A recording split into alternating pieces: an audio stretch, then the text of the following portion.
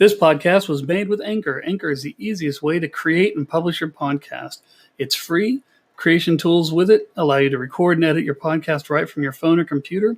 Helps you distribute your podcast. It's super simple to publish to Spotify, Apple Podcasts, Google Play, any of the major ones. You can make money from your podcast.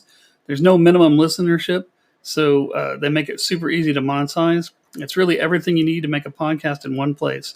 So why don't you go out and download the free Anchor app or go to anchor.fm and get started. Hello, welcome to the second episode of ServiceSharp, and we're talking about all things ServiceNow. I think in this episode we're going to dive into some content and talk about customizations and configuration, the difference between the two, maybe some misconceptions about the two. Which there are lots of. Yeah, I think definitely. Some of you might think this is a little bit basic, but I think it's very important. If you're not a developer or an admin, if you're a process owner or a manager, it's really important to kind of know about these things and understand when it's appropriate to use them. Because, if you overuse customizations, you kind of create a problem for moving forward and for upgrades and things like that. If you don't use them enough, then you hamstring your business a little bit and you can't get things done. Yeah, and as an admin and a developer, it's important to convey exactly what these things are in order to get them to understand when you say the level of effort is what it is. They need to understand, hey, this is a customization, this is not a configuration. And it helps with them in the understanding that there is work here and there is warning bells, and so it's important to know first what a configuration is, what a customization is, and what the difference is. Yeah, I think ServiceNow is like a lot of things. It's deceptively simple, so when things just work, you think, well, it's easy to get them to work. You get in your car and you start it and it just works, and that's great. But there's a lot of things that go on behind the scenes, and if something breaks down or you need to change or add something, it's not as easy as just, hitting a button or changing a knob and or turning a knob. And I think that's the same thing that goes with ServiceNow. Well, and it's really important to understand that if you do a customization, how to do it and how to do it correctly, where to do it, and honestly, what business need is there in weighing out, do we want to keep it out of the box? Do we want to customize it? How important is it? A lot of different things that come into play that we'll cover a little bit about. So to get basic about it, configuration item is just a native piece of ServiceNow. It's just something where you maybe change your name, right? You customize a name. Groups, support groups, things like assignment groups. These are any kind of basic notifications, settings, preferences within ServiceNow. These are inherent capabilities of the tool that address basic business needs without changing the configuration data that changes it functionally to where it works differently. So to put it in layman's terms, you might think of a personalization. That's it. Something like that. It's making it your company's. Right. Yeah. I want to add this. I want to add that. I want to create this list, create that list. Things that are pretty innocuous. Want to have neon green text and bright pink backgrounds. If that's what you like. So that's the customization part of it, and that's anytime you implement ServiceNow, you're going to do, that's the configuration part of it. Yeah. And anytime you implement ServiceNow, there's configuration that has to be done, correct? That's correct. Yeah, there's configuration that has to be done just to be able to use the tool. You can't use it as well out of the box just without doing any kind of configuration. It's just not possible. Yeah. And is that true for every module, pretty much? Yeah. Every model has to be configured for your organization.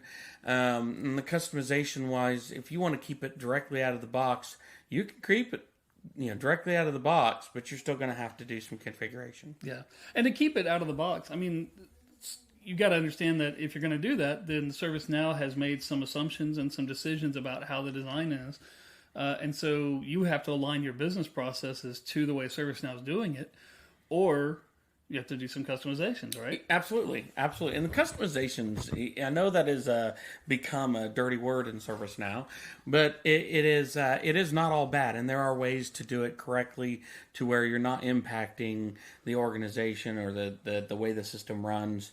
There are certain kinds of scripting that don't work, and there's knowledge here that has to be kind of consumed before you know whether or not that particular customization is going to work or not. Yeah, I think that touching back on what you were saying about misconception or getting a bad rap, that one of the misconceptions is that ServiceNow can just be dropped in and turned on. And that's true if your organization matches exactly what ServiceNow defaulted to whenever they made their design decisions and things like that. But in the majority of organizations, you're going to do some customizing. Even in those, honestly. Yeah. I mean, think about it. We still have to add groups, right? We still have to make sure we know where to send the work. Well, out of the box, it doesn't know any of that. Yeah. Well, that's config, though, right? Well, that's config. Yeah. The customization is a little different. Yeah. Customizations are more like client scripts, UI policies, business rules, changing the ACLs. Changing widgets in the portal. So there's so many different customizations that people want to do. And honestly, a lot of times they can do it using out-of-the-box stuff. So, and there is a right way to do that. So you don't have to write a whole new program. We're not talking about that level of customization. We're talking about using built-in tools to extend the functionality of the out-of-the-box. Yeah, there's a lot of opportunity to do that, and especially if you have the business need. I mean, when you look at having to have a customization, you want to look at things like, what's the potential impact on the instance? Are we willing to support the customization from now on forever? Is it going to require? Is the customization requires to fit a business requirement? I mean, if it's absolutely needed, if it's needed by the organization, then we're not saying don't do it. We're saying we want to try and reduce those as much as possible. And if it is that way, do we need to create a custom application or something custom instead of using that? And there's ways to use these. If you have a business need to say change a business rule, you can copy that business rule, you can save it and use it separately, and then it doesn't affect you as much on upgrades. Same things with widgets on the portal. If you absolutely have a business need and you need to change the Angular or Bootstrap within it, all you have to do is copy the widget, make those changes that you need to make, input the new widget into the portal page, and there it is. You've got an edited version, but the one that is ServiceNow still gets upgraded when it goes to the upgrade time. And as a business owner and or a process owner, I think it's important to recognize that with any application, and with ServiceNow in particular, you do have to make these customizations to get the desired results sometimes, but you've also got to know that laying on down the road that there's a consequence to doing that, and you've got to make that balance. You've got to make sure you're doing that balance equation and figuring out, do I really need this to operate this way? Do I need to change my process a little bit to accommodate this? Or am I willing to later on down the road have to pull this customization out? Because one of the things ServiceNow does with a major release every 6 months is a lot of stuff that gets customized and built out of a business needs gets re-engineered by ServiceNow, or not re-engineered, but gets engineered into the platform by ServiceNow as a native application. And so if you've been running a ServiceNow instance for 5 years, chances are there's probably out-of-the-box functionality now that wasn't available when you first set up. Right. And there's some customizations that you can pull out and maybe make your instance a little less complex to maintain. Which we ran the number 3 customer of ServiceNow in the history of ServiceNow. That when we started using ServiceNow, we started using it when it was still in his closet in his apartment. Okay, right. So this is like early on. So that is one of the 3 instances that we had. We have the old instance, and we had one that was just like 4 months old. And some of the functionality, and I'm saying majority of the functionality, was there on both sides. That this old instance we had to build on and tack on and customize, that was built into the ServiceNow platform, right off the bat, out of the box, ready to go. And so when I started looking at that, I think when we upgraded to Kingston, we rolled 900 configuration items backed out of the box, just with that upgrade alone. Yeah, that's awesome. Be able to pull that out and smooth things out going forward, because that reduces the amount of testing you have to do going forward, reduces the amount of work that goes into doing an upgrade and keeping things up to date, correct? Yeah, absolutely. It makes everything run smoothly, and it makes it easier to troubleshoot. We don't talk about troubleshooting ServiceNow near enough. When you're talking about a heavily customized instance, troubleshooting took an enormous amount of time for me to do, versus the instance that was new and like a brand new Maserati, right? You got a 1912, or a 1950s Maserati, and you got a brand new one, and the brand new one, it ran so well, but when there was an error, man, you could diagnose it really easily. The older version, man, it was tough to figure out what's wrong, and it was because we owned such a large part of it, and when you own that much of it, you're spending most of your time as the admin, developer, our architect, trying to figure out how is this broke, where is it, who did it, and it makes it very complicated. I'm sure there were a lot of breadcrumbs, though, because I'm sure that every person that went in there and did a customization really documented their work very well, didn't they? Yes, please document. Yeah, please document. We all hate it, but it does work. Yes, it does we do. Yes, we do. Yeah, so it's like, I wonder what business rule this did. Yes, and I think I looked at one of the base tables, the CI table, and there was somewhere around 1,000 ACLs on that table. Wow! And for those of you that don't speak geek as well, ACL is access control. Yes, those are the rules, who can see what, and unfortunately that's way too many. There shouldn't be that many ACLs on any kind of table anywhere in ServiceNow. So we've talked a little bit about what the two things are. What's a good example of say a customization that was really good, that was really useful for the client? So it's really important. We've done lots of different customizations that were extremely important. We added some fields to the CMDB, the computer table that we allowed. We were able to export into a SQL database, run some magic on it to check compliance from a couple other systems, and feed that information back into the system. Okay. And all it took was a couple of reports and one extra field. But we had a legal business requirement. The requirement was we have to check compliance on these systems.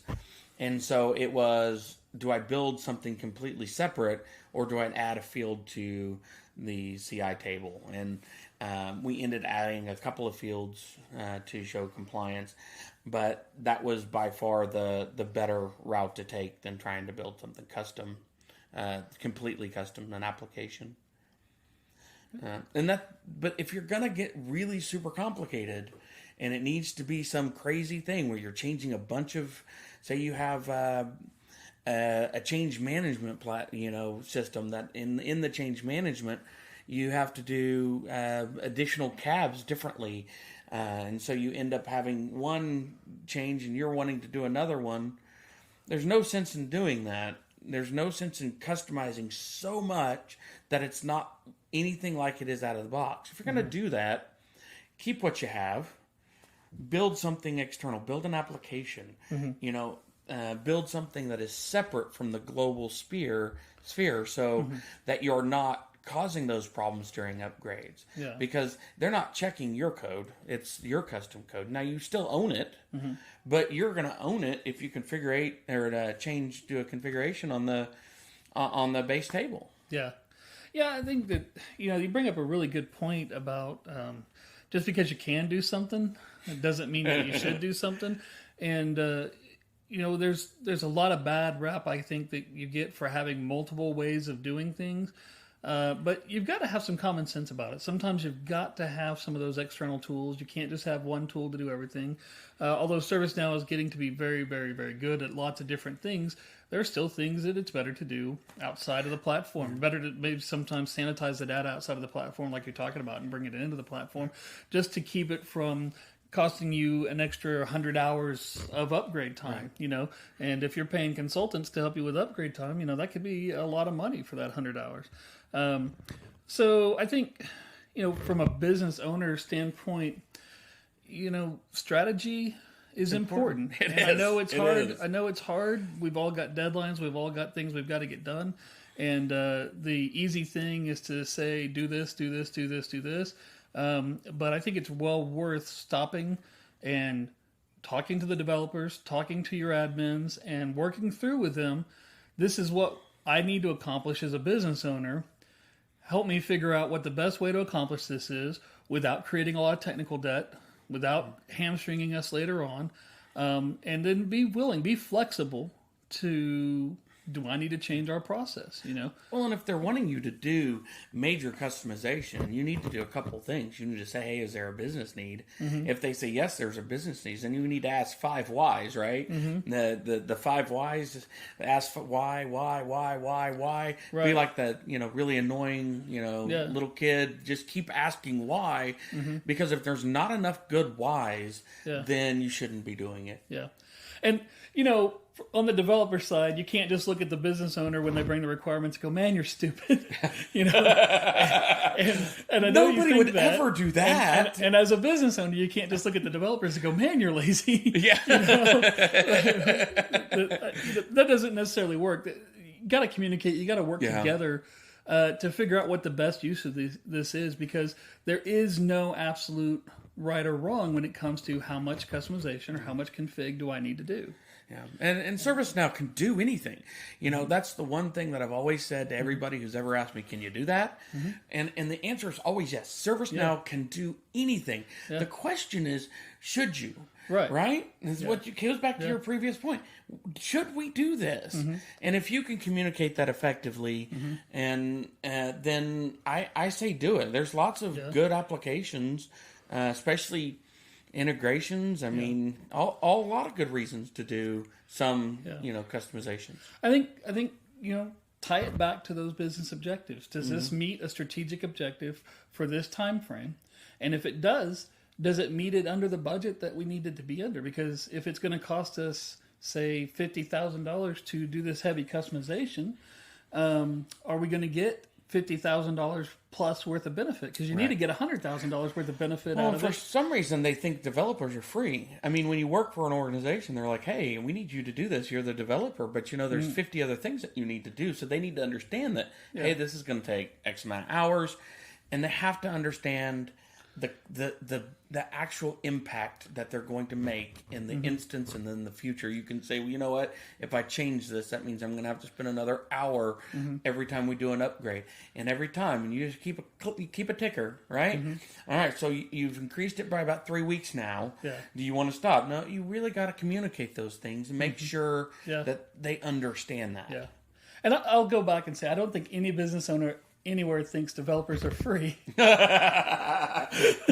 True. It just feels like it, maybe. But as a business owner that's not doing the technical, not doing the development, it's hard to know exactly how much time you're talking about. Right. We've used a classic example before about make me a button. Yeah. Well, that's easy. You drag a button UI element onto the UI, and there you've got a button. Well, now I want the button to do something. Well, that's different. Yeah. You didn't say you wanted to do anything. Right. So it's complicated. I can put a name on a UI action. Mm-hmm. Yeah, but that doesn't necessarily mean it's going to do anything. What do you want it to do? And so it might just be a simple button that we're, as a business owner, asking someone to put in. But behind the scenes, that button might need a whole engine built. Right. You know what I mean? And so from the developer side, I think it's important to step back and figure out, how do I quantify this to the business owner that this is going to take probably 100 hours, or this is going to take 150 hours. And I think that I'm just going to say, this is throwing in some free advice, I guess, that you got to create an environment where it's okay to say it's going to take this long and not be afraid to think that means we're incompetent or not. Or not doing a good job or not very efficient. And don't go in and threaten to hire someone offshore or someone else to come in and say, well, they can do it for faster and cheaper, because they can't. I mean, in some cases they might be able to. In some cases they might not be able to. You're not supposed to say that. But I can tell you this, when you kill morale, you lose productivity. And when you lose productivity, you lose money. Well, and I think it's also important to start with, hey, I have this policy I'd like to show you. Mm-hmm. Here's where I think when we should do customizations.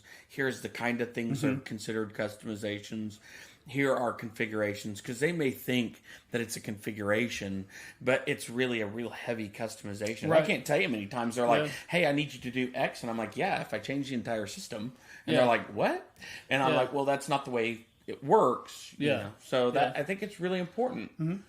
Yeah, it's really important to know that there's two ways of looking at things, and the developer looks at it one way, and the leader looks at it a different way. So absolutely, I think we went off the original topic. I think strictly technical, but I think it was a very good discussion. Yeah, we go off the deep end occasionally. A little bit longer than what we thought we were going to go, but I think it's been good content. Let us know what you think. Send us an email at servicesharp@sharpstonegroup.com, or ping us on LinkedIn, or if we ever get around to setting up any other social media accounts, we'll post those up, and you can ping us on those as well. And until then, we'll send it out on our Facebooks too. And you know.